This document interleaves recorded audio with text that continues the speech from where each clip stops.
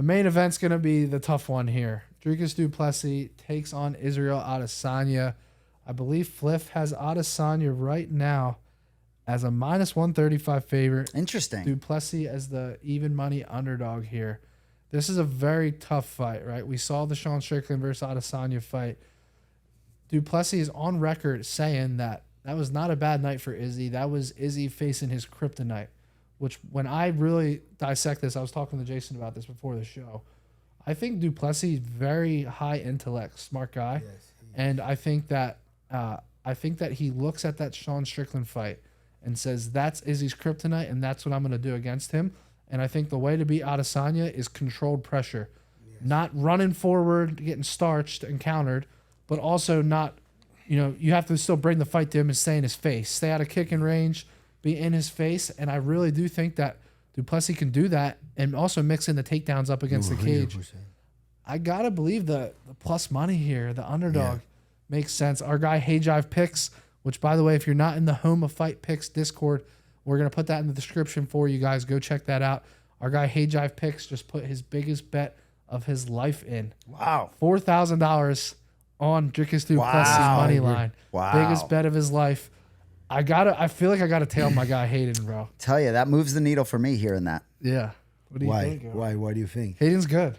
All right, so I'll start on this, and then we'll get to the pro Gilbert over there. Yeah, man.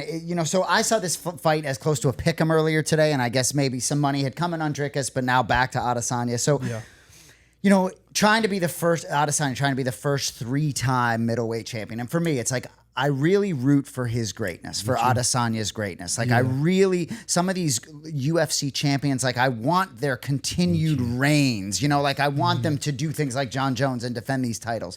But Dricus, man, to me, is just a very difficult matchup here for Adesanya. Now, I'll be interested to see how Adesanya looks physically, and I do think you're going to get the best possible version of Adesanya at this particular stage of his career.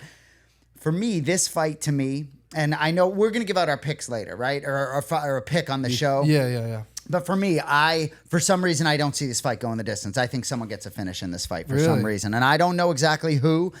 I believe, when you talk about Dricus and how smart he is, right? He also was smart not to take the title fight when he wasn't healthy back in the day when Strickland went and beat Adesanya. And that's really important. You even hear about Bilal Muhammad right now talking about when he's going to defend. He's not going to defend in Abu Dhabi because it's too soon. My brother John talks about Jessica Andrade back in the day going to China to defend after 3 months. And so I do think the way things have shaken out, Du Plessis is calculated. He's certainly going to be ready. Yeah. It's hard for me not to root for Adesanya, and I don't like rooting for guys. I will be rooting for Adesanya's greatness. But I think this is a really tough matchup, and I believe the power advantage lies with Du Plessis, and I think Du Plessis can take some shots. I think if it's a more technical fight, Adesanya is going to be favored. I think if it's a brawl, it's going to favor Du Plessis. Yeah. The last thing I'll say, Sean Sheehan from Sherdog said on John's podcast this week that he thinks Du Plessis needs to treat this as if he's the challenger. And I think that was a great point of Du Plessis going in as if I'm going into enemy territory. This guy's the champ. I got nothing to lose. Going in it with that mindset, I think would benefit him. Yeah.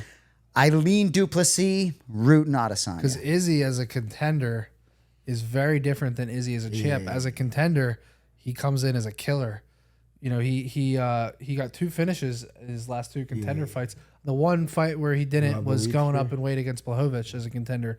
But Whitaker and Pereira as contender fights, he's a different guy in there. So that's the one thing that gives me some drawback. And then what do you make out of Dan Hooker came out and said that Izzy's had a year off. He's able to reinvest in his strength and conditioning, whereas he was just so active as a champ. Like, Gilbert, I want to get your opinion on that because, Instagram is Instagram, pictures, videos, you never really know. But he does look bigger, and Dan Hooker said he's hitting harder than ever. Yeah, but Dan Hooker, his teammate, if you ask me about you're gonna hype how is how is Brendan Allen look? I say, bro, monster. You gotta kill this guy. Yeah, he look like No, it's true. I'll say that. I'm not gonna be bro. My teammate, I saw his sparring yesterday. He looked so bad, bro. I'm never gonna say that. I think it's 2 points on that fight. I think Adesanya put a lot of weight already. Thinking about the Pereira as the biggest fight that he can have, like beating Dricus. That's why I think he put a lot of weight. Yeah. Already thinking about Pereira. But I think Dricus, bro, I trained with Dricus a couple of times. He came before he got to the UFC. He came to the couple camps right here, and that guy is a very nice guy, amazing guy. But stylistically, bro, so hard to figure that guy out. So awkward. Like he's that kind of guy. Like I like to time a lot the jabs. And sometimes I boom overhand right. Sometimes I throw it together. I like to time. So his jab was coming first time that we sparred, and then I got out of the jab. And when I was gonna throw, when I came back, I got hit with the jab because it's kind of like. And he does that on purpose. He does a different timing. Sometimes he throws a little slow. Sometimes he step with it. He change stance. He has a great heart and great cardio. And it doesn't look like it because sometimes he give a couple deep breaths. You do something big, you look at him, he's like, and then when you look like that, but he had the surgery though. Yeah, but when he looks, but I think he's not gonna change. I think that's still his thing. He looks and he like. Dominic Cruz does that too. Dominic Cruz on the middle of his thing, he stops and but he can go freaking 5 rounds.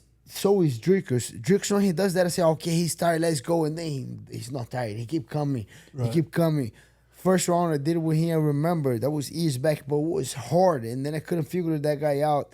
And then second round, and then nothing. About the 4th, 5th round, I was just like, okay, I kind of got his path.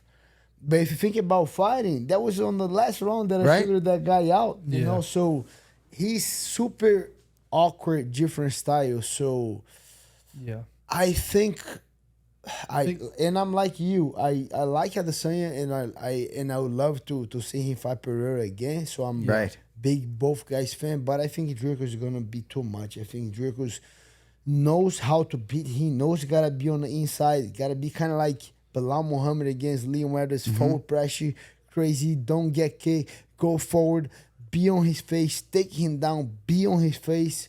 Eventually he can break easy. I don't care if he's stronger. I don't care if he hits harder right now. I think Dricus Du Plessis is a live dog. And you know what? You know one thing that a little story that gets that fight even more crazy? You watched that fight, Dricus against Sean Strickland, back in January in Canada. That fight was very close. It was, absolutely. Very close. So me and Hayden were here at the studio, going back to we remember when we bet on shit. Yep. So Hayden had a big bet on Dricus, I had a big bet on Sean, and we're just right next to each other watching the fights the whole time. And when the decision was being made, like we both had no clue who won the fight. Like obviously when you're betting on your guy, you're like, oh, my guy won, right? You're biased.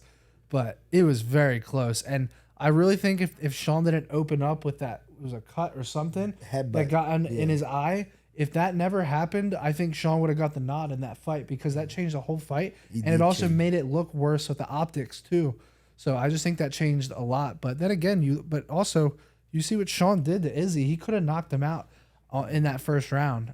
He could have knocked Izzy out, and Izzy recovered. I was there. And then, but in my humble opinion, they should run it back right away because that fight was very close. Yeah. But I think that's why they're making Izzy back because Izzy's a superstar that was kind of like taking his time after the loss.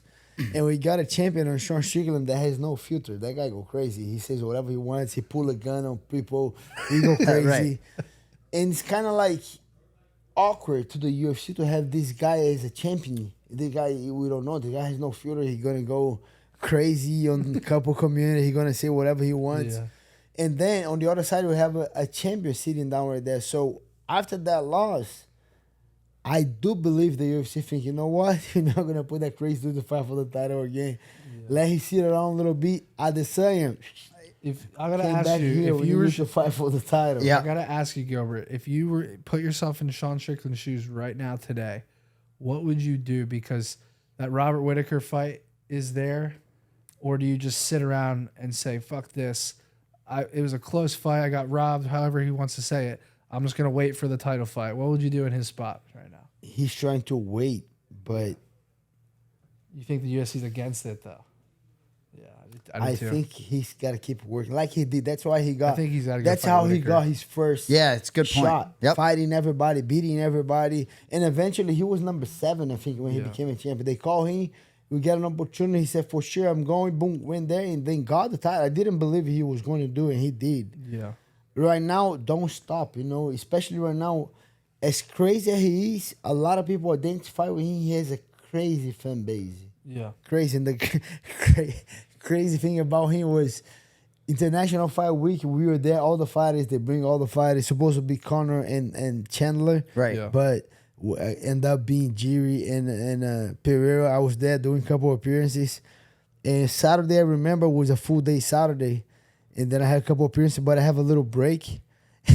And I was leaving to get some food to my break. Ozzy, Reed Harris, they came running at me and say, "Hey, Hubert, please, can you do us a favor?" I say, "Yeah." Sean Strickland had 1 hour and a half appearance, but after 25, 30 minutes, he left. Is a lot of people on the line. Can you come back? Where you gonna get paid? I said, for sure. I used to do a lot of security back in Brazil, crazy teaching, for sure. And then I got back in and I was on his line. But I'm just thinking about it, like, and this guy was the champion, and the guy is able to do that crazy stuff. You, as a CEO or as a part of that promotion or part of that guy that works behind the scenes, it's very hard to once that guy is a champion, you know. And they call the guy who have an appearance, the guy leaving the mirrors or of the appearance, and they go to a press conference and you talk bad about the guy, and the guy talks shit back, and then you say, "I'm gonna kill you if you say that against. I don't care about fighting." Yeah. It's very annoying. Having the guy as a champion of your promotion. He's such a volatile guy, and Chris Curtis, his best friend, wants nothing to do with him now. Go ahead. Right. No, I was gonna say, I think Strickland kind of became a little bit of a star, though, in a way. Like, he is a very niche fan base that's gotten very big all of a sudden. Like, so I get what you're saying. Like, the UFC might not want him to be a champ, but I feel like when he won, like, you know, his fan base got very big, bro. And people, he's the UFC's all about free speech. Say what you want, do what you want. I mean, so yeah, but no, I know, I get it. I mean? But I'll never forget when Du Plessis said that cold line to him at the press conference. It was like, "I'm gonna beat you worse than your dad did."